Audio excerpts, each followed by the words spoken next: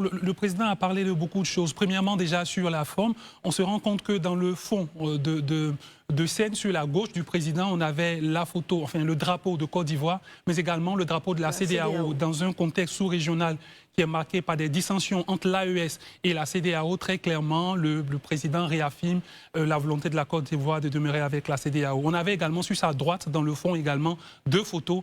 La deuxième photo n'était pas très visible, mais sur la première, en tout cas, on voyait le président de la République aux côtés du président Félix Houphouët-Boigny. Et justement, dans son discours, pour entrer dans le discours, il a rappelé le rôle des pères fondateurs. Et c'est pour cela, justement, que cette image a été mise en avant. Il y a beaucoup de points qu'il a touchés. Je vais peut-être en toucher quelques-uns, qu'il a cités.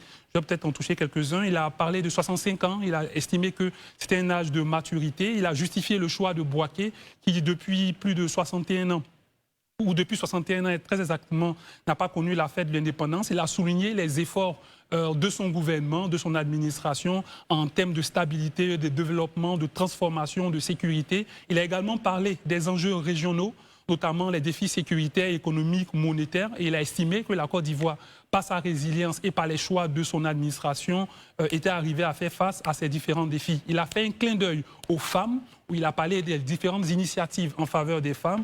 Il a également souligné les initiatives de son gouvernement en faveur des jeunes. Il a estimé, pour les citer, que chaque jeune devrait pouvoir trouver sa voie, trouver son chemin avec la palette d'offres du gouvernement. Et enfin, il a également parlé de la préservation de notre histoire, notamment avec le retour du tambour parleur du peuple Hatchan, qui depuis plus de 100 ans avait quitté la Côte d'Ivoire avant de finir avec les grâces présidentielles qu'il a accordées à 2000 détenus et des réductions de peine à des détenus qui sont condamnés pour des peines de moins de 36 mois. Et là, on avait 6446 détenus. Je pense quand même qu'il faut mesurer la portée des différentes décisions qui ont été prises. Premièrement, par rapport à la pauvreté, c'est vrai que le taux de pauvreté a drastiquement baissé, de 51% environ en 2011, on est passé à moins de 40%, autour de 36%. Il a évoqué le FAFSI pour les femmes, ici même sur ce plateau, on a évoqué les filets sociaux. Exactement, je vais y arriver. Déjà au niveau du taux de pauvreté, c'est vrai qu'on a baissé le taux de pauvreté, on est passé de 51 à 36, mais quand vous prenez le nombre de personnes qui sont pauvres, ce nombre a augmenté.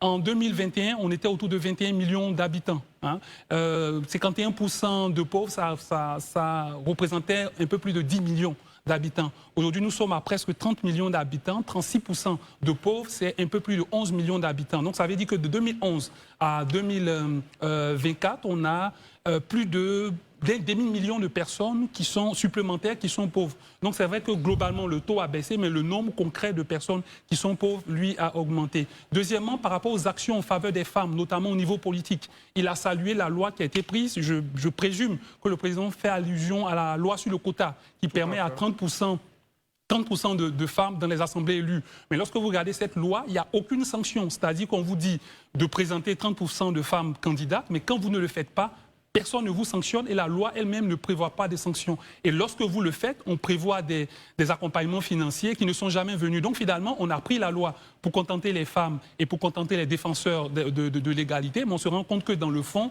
on n'est pas allé plus loin. Et la preuve, le RHDP et les partis d'opposition, presque aucun parti n'a présenté une liste avec autant de femmes. Et pour finir, justement, avec les jeunes... Il vous reste 5 secondes. 5 secondes pour finir rapidement avec les jeunes. Lorsqu'on prend l'éducation, on se rend compte qu'il y a eu un investissement, effectivement, dans l'éducation, la création de nombreuses écoles. Mais lorsqu'on regarde les infrastructures, vous prenez les bibliothèques, je prends juste les bibliothèques, on a moins de 11% des écoles publiques en Côte d'Ivoire qui ont une bibliothèque.